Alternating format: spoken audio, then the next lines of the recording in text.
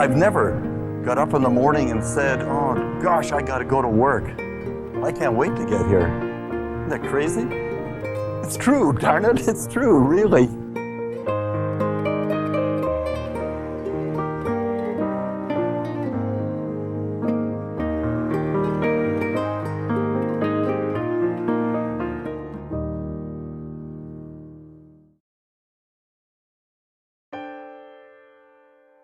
On November 7th, 1995, the death of Ed Meagher ended a 60-year association with Loyola, and one of the best high school educators that the city of Montreal had ever known was gone. During his life, he touched and indelibly marked the lives of thousands of individuals. Few people have left their mark on their community as profoundly as Ed Meagher. He inspired and influenced generations of Montrealers with his humility, his fairness, his caring, and his generosity. All qualities he exemplified throughout his life.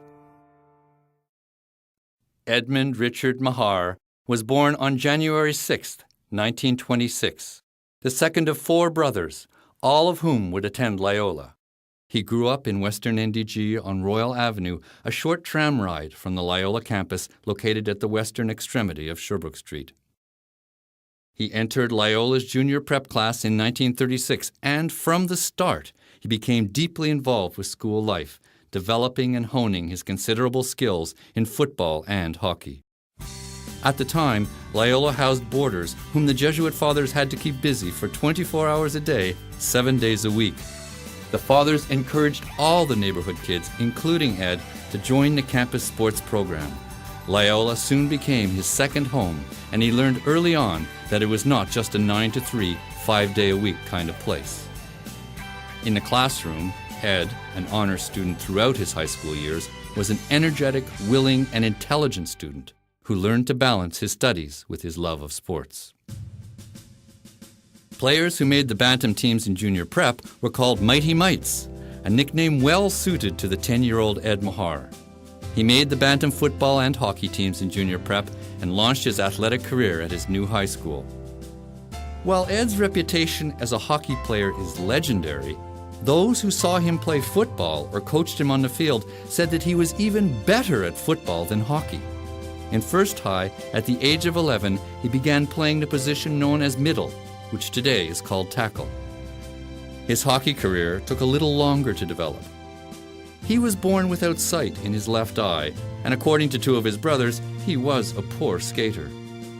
In his first year at Loyola, Ed played goalie for the Bantam hockey team. By playing in goal, he had been able to disguise both weaknesses. His second year as a member of the Bantam hockey team proved to be a turning point in Ed's athletic career.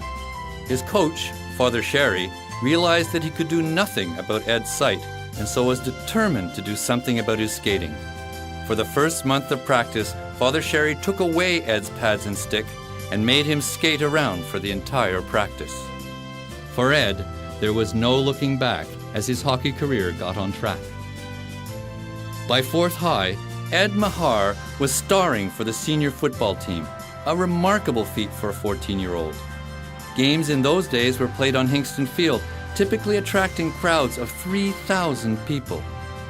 His coaches often remarked that they had never seen a lineman tackle so low and so accurately. The team went on to win the Catholic League Championship that year, and Ed was named to the City All-Star team. Tragedy struck the Meagher family in March 1941 while Ed was in 4th high. Ed's mother, Myrtle, a member of the Mothers Guild, collapsed at the opening dedication of the new foyer of the F.C. Smith Auditorium. She died later that evening at the Montreal General Hospital. She was only 37. Ed's father, Robert, was now faced with the challenge of raising 4 boys on his own. Attending Loyola in those days usually meant 8 years of schooling, 4 in the high school and 4 in the college. Ed Meagher's college career picked up where it left off in high school. He excelled in the classroom and especially in athletics. Unfortunately, his promising career in college football came to a sudden end when the college decided to cancel its football program during World War II. Hockey soon became Ed's focus sport. Thanks to his vastly improved skating ability, he was able to move from defense to forward. Always willing to lend the benefit of his athletic experience to others, Ed Meagher offered to coach the high school's bantam football team during his senior year in college. The team went on to win the 1945 City Championship, the first of 25 championships that Ed would realize in his high school football and hockey coaching career. From the beginning, his coaching philosophy was simple.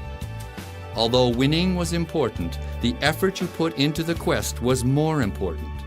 And the way you did that, with dedication, sportsmanship, and respect for the officials and your opponents, was most important. In his final year at Loyola College, Ed played on one of the finest hockey teams the school had ever seen. Captained by a very talented Cliff Malone, who later went on to play for the Allen Cup-winning Montreal Royals, the team captured the Senior Interprovincial Intercollegiate Hockey League Championship.